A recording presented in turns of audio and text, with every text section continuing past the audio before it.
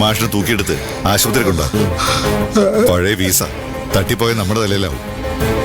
ശരി ഗോപാൽജി,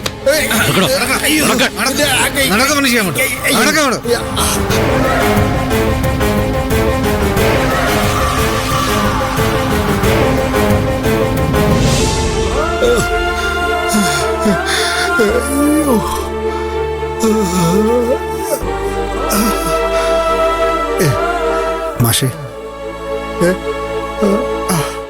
മൂന്നാ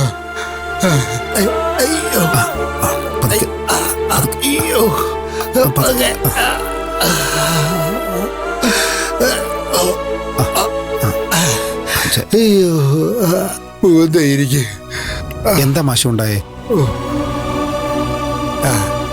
അയ്യോ, ഗോപാലിന്റെ ആൾക്കാര് നല്ല വേഷമായിട്ട് തല്ലി പോനെ.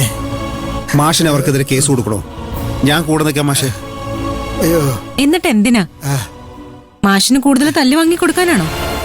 ഇത് എന്റെ ഭാര്യ മാഷേ. മഹിമയല്ലേ? അതെ, മാഷ് എന്നെയും ചേച്ചിയും പഠിപ്പിച്ചിട്ടുണ്ട്. അല്ല, ഇന്നലെ ഗോപാലിനെതിരെ പോലീസ് സ്റ്റേഷനിൽ കേസ് കൊടുക്കാൻ പോയപ്പോ ഞാൻ മഞ്ജുവിനെ കണ്ടിരുന്നു.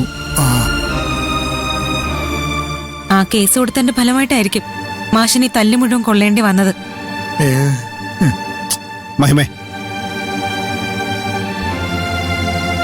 മാഷ് ഒരു പരാതി എഴുതി തരികയാണെങ്കിൽ ആ ഗോപാലിനെതിരെ നമുക്ക് നിയമപരമായിട്ട് നടപടിയെടുക്കാം. അതിനൊന്നുമുള്ള ധൈര്യം ഇപ്പൊ എനിക്കില്ല മോനെ. എന്നാ പിന്നെ കാര്യങ്ങൾ ഞാൻ എന്റെ വഴിക്ക് ഡീൽ ചെയ്യാം. അതെങ്ങനെയാ മോളെ?